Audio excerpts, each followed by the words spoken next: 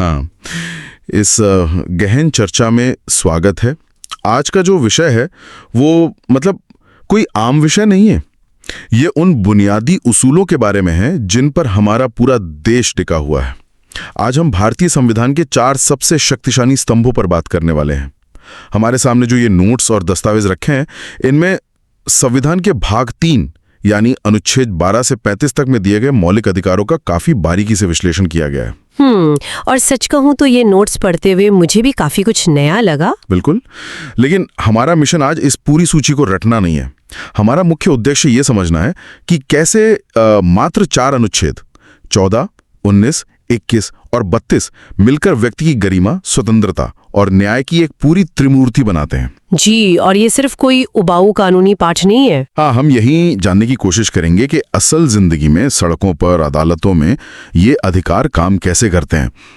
ये विषय सुनने में भले ही थोड़ा भारी लगे, लेकिन ये हर नागरिक के रोजमर्रा के जीवन से सीधा जुड़ा है। तो चलिए इसके हर पहलू को खोलकर देखते हैं। ये बहुत ही अच्छी शुरुआत है। सबसे पहले ये समझना जरूरी है कि संविधान महज कोई पुरानी किताब नहीं है। इन दस्तावेजों में इसे एक जीवित दस्तावेज या लिविंग डॉक्यूमेंट कहा गया है। मैं हमेशा मानती हूँ कि समय के साथ सांस लेता है।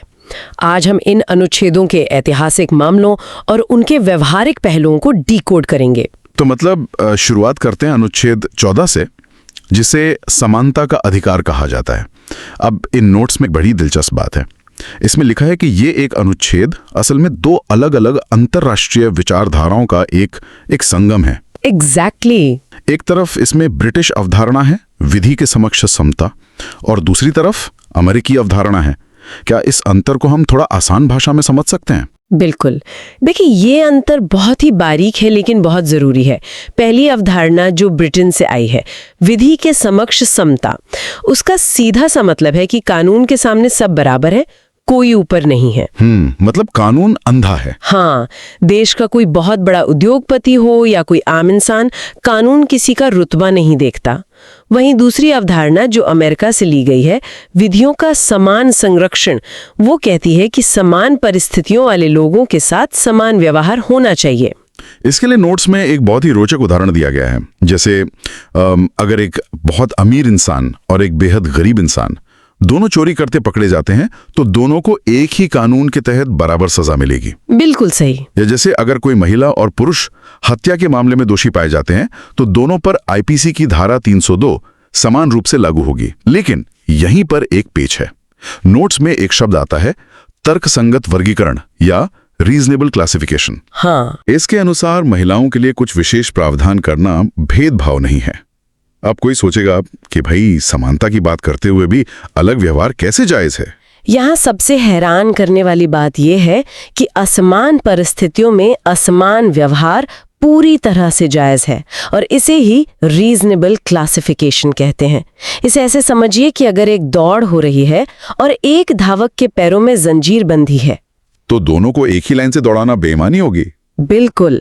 इसीलिए ऐतिहासिक असमानता और सामाजिक न्याय को ध्यान में रखते हुए सरकार कुछ विशेष वर्गों के लिए अलग नियम बना सकती है।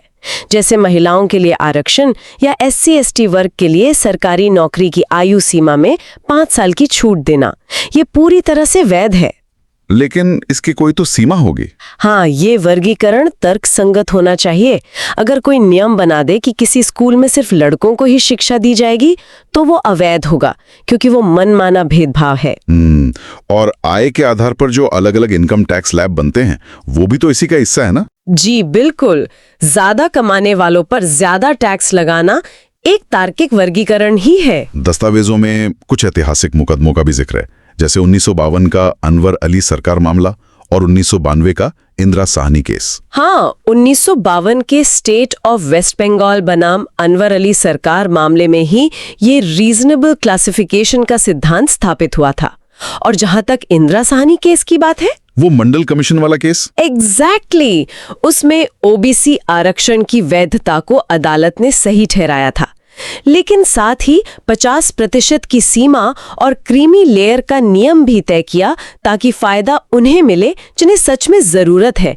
निष्पक्ष रूप से देखें तो ये एक बहुत बड़ा बैलेंसिंग एक्ट था। सही कहा। और हाँ, नोट्स ये भी याद दिलाते हैं कि कुछ अपवाद भी हैं, जैसे राष्ट्रपति, राज्यपाल या विदेशी राजनयिकों को वियना कन्वेंशन के तहत विशेष छूट मिलती है। तो समानता तो समझ आ गई, लेकिन अगर सबको एक ही पिंजरे में बराबर से बंद कर दें तो वो समानता किस काम की? बहुत सही पॉइंट है। यहीं पर आता है हमारा अनुच्छेद 19, जो स्वतंत्रता के 6 रूप देता है। लेकिन इसमें आगे बढ़ने से पहले मैं एक चीज स्पष्ट कर दूं। अनुच्छेद 19 के तहत दी गई ये 6 स्वतंत्रताएं केवल और केवल भारतीय नागरिकों के लिए हैं, विदेशी नागरिकों के लिए नहीं। अच्छा, मतलब विदेशियों को समानता मिलेगी लेकिन ये आजादी नहीं? हाँ, बिल्कुल। तो इन स्वतंत्रताओं में जो सबसे चर्चित है अनुच्छेद 19(1)(a), यानी बोलने और अभिव्यक्ति की स्वतंत्रता। दस्तावेज बताते हैं कि इसमें प्रेस की आजादी, आरटीआई और यहां तक कि मौन रहने का अधिकार भी शामिल है। और यहां बात और भी ज्यादा दिलचस्प हो जाती है। कैसे? जब हम देखते हैं कि 2020 में सुप्रीम कोर्ट ने इंटरनेट की स्वतंत्रता को भी इसी में शामिल कर लिया। अनुराधा भसीन केस का जिक्र है इसमें, जो कश्मीर इंटरनेट शटडाउन से जुड़ा था। हाँ, वो बहुत अहम फैसला था। और 2015 का श्रेया सिंघल केस भी है, जहां आईटी एक्ट की धारा 66A को असंवैधानिक घोषित कर दिया गया था, क्योंकि वो अभिव्यक्ति की आजादी को दबा रही थी। ये दोनों ही मामले दिखाते हैं कि संविधान सच में एक जीवित दस्तावेज है।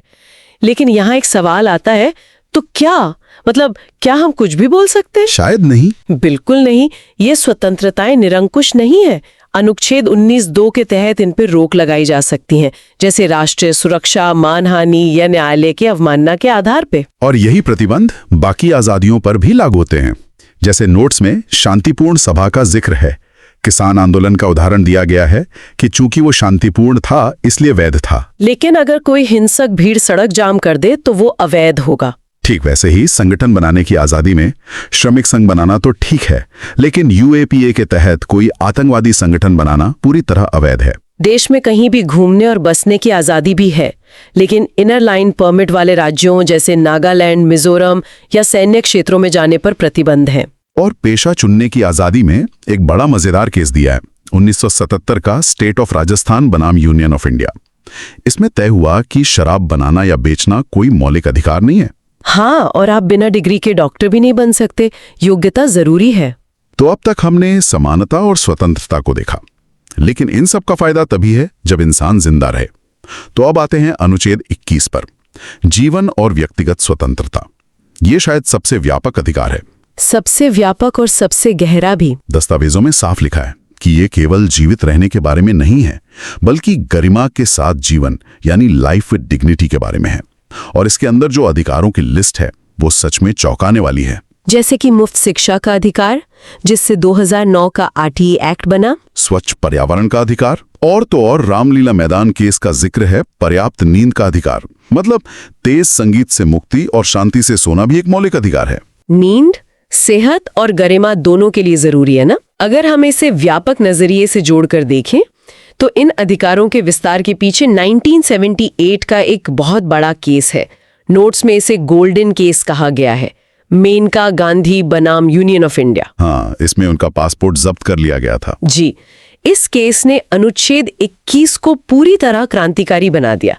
पहले क्या था कि सिर्फ कानून द्वारा स्थापित प्रक्रिया काफी मानी जाती थी। मतलब अगर कोई कानून है तो पुलिस उसके तहत कुछ भी कर सकती थी, भले ही वो कानून बेतुका हो। बिल्कुल।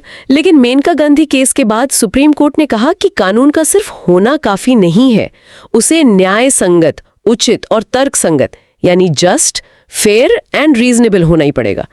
पुलिस अब मनमाने ढंग से किसी को गिरफ्तार नहीं कर सकती। अब हर कानून को 14, 19 और 21 की कसौटी पर एक साथ परखा जाता है। इसी गोल्डन केस की वजह से शायद निजता का अधिकार भी आ पाया है।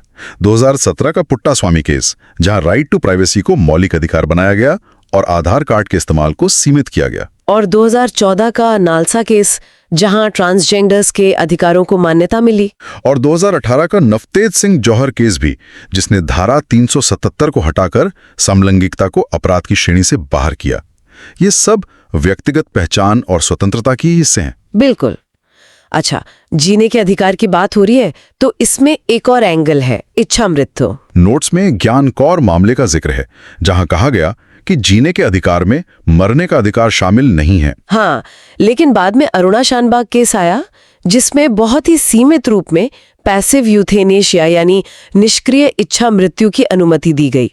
और लिविंग विल का कॉन्सेप्ट भी आया। मतलब गरिमा सिर्फ जीने में नहीं, मृत्यु में भी होनी चाहिए। सही कहा। एक बात और, 44वें संशोधन के बाद ये तय कर दिया गया कि आपातकाल में भी अनुच्छेद 20 और 21 को कभी निलंबित नहीं किया जा सकता। ये एक बहुत बड़ी सुरक्षा है जो हमें दी गई है। अब आते हैं अनुच्छेद 32 पर। Doctor B.R. अम्बेडकर ने इसे संविधान की आत्मा कहा था, क्योंकि अगर ये सारे अधिकार हमें मिल तो गए, लेकिन कल को सरकार इन्हें छीन ले तो हम क्या करेंगे? बिना उपचार के अधिकार सिर्फ कागजी बातें रह जाते हैं। अनुच्छेद 32 हमें सीधे सुप्रीम कोर्ट जाने का रास्ता देता है। तो जब कोई सुप्रीम कोर्ट जाता है तो कोर्ट क्या करता है? नोट्स में 5 तरह की रिट का जिक्र है। हाँ, ये 5 रिट असल में कोर्ट के विशेष आदेश हैं। मैंने व्यावहारिक उदाहरणों से समझाती हूँ। पहला है हैबियस कॉर्पस, यानी बंदी प्रत्यक्षीकरण। इसका मतलब है शरीर प्रस्तुत करो। मतलब अगर पुलिस किसी को अवैध रूप से उठा ले, हाँ, तो कोर्ट आदेश देता है कि उस व्यक्ति को सामने लाओ।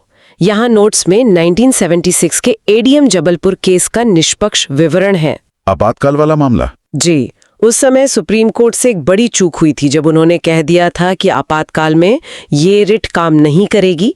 इसे एक काला अध्याय माना जाता है, जिसे बाद में सुधारा गया। दूसरी रिट है मैंडेमस या परमादेश। इसका मतलब है सरकारी अधिकारी को काम करने का आदेश देना। जैसे किसी ने RTI लगाई और जवाब नहीं मिला, या पासपोर्ट विभाग बिना कारण फाइल अटका दे, तो कोर्ट आदेश दे सकता है। तीसरी और चौथी रिट थोड़ी मिलती जुलती लगती हैं। सर्टियोररी यानी उत्प्रेषण और प्रोहिबिशन यानी प्रतिषेध। हाँ, ये निचली अदालतों के लिए है। प्रोहिबिशन फैसले से पहले काम आता है निचली अदालत को रोकने के लिए, और सर्टियोररी फैसले के बाद उस आदेश को रद्द करने के लिए।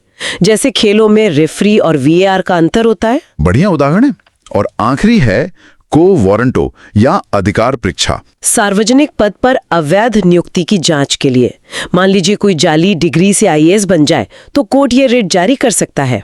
लेकिन यहाँ एक कंफ्यूजन होता है अनुच्छेद 32 और अनुच्छेद 226 को लेकर। हाई कोर्ट के पास अनुच्छेद 226 के तहत ज्यादा व्यापक शक्ति है। वो मौलिक अधिकारों के अलावा किसी भी अन्य कानूनी अधिकार के लिए भी रिट जारी कर सकता है। तो अगर हम इस पूरी चर्चा को एक चार्ट की तरह देखें, अनुच्छेद 14 पूछता है क्या सब बराबर हैं? जवाब है हाँ। 19 पूछता है क्या हम स्वतंत्र हैं? हाँ। 21 कहता है क्या हम गरिमा से जी सकते हैं? हाँ। और 32 कहता है कि अगर कुछ गलत हो तो सीधे सुप्रीम कोर्ट आ जाओ। बिल्कुल। और स्रोतों में इसे याद रखने की एक ट्रिक भी है, ससजीस, समानता, स्वतंत्रता, जीवन और सुरक्षा। बहुत ही आसान ट्रिक है। और इन सब को आपस में बांधता है बेसिक स्ट्रक्चर का सिद्धांत, 1973 का केशवानंद भारती केस। संसद संविधान में संशोधन तो कर सकती है, लेकिन इसके मूल ढांचे को नहीं बदल सकती, जिसमें ये चारों अनुच्छेद कानून का शासन और न्यायपालिका की स्वतंत्रता शामिल हैं। जी। तो कुल मिला के ये 4 अनुच्छेद भारतीय लोकतंत्र की रीढ़ या बैकबोन बनाते हैं, और ये जानना सबके लिए बहुत जरूरी है, क्योंकि जब तक किसी व्यक्ति को अपने अधिकारों का पता ही नहीं होगा, वो उनके हनन के समय आवाज कैसे उठाएगा? बिल्कुल। और चर्चा के अंत में इससे एक बहुत अहम सवाल खड़ा होता है। क्या? जैसा कि हमने देखा, संविधान समय के साथ बदलता है। सोने का अधिकार, इंटरनेट का अधिकार, सब अनुच्छेद 21 में जुड़ गए।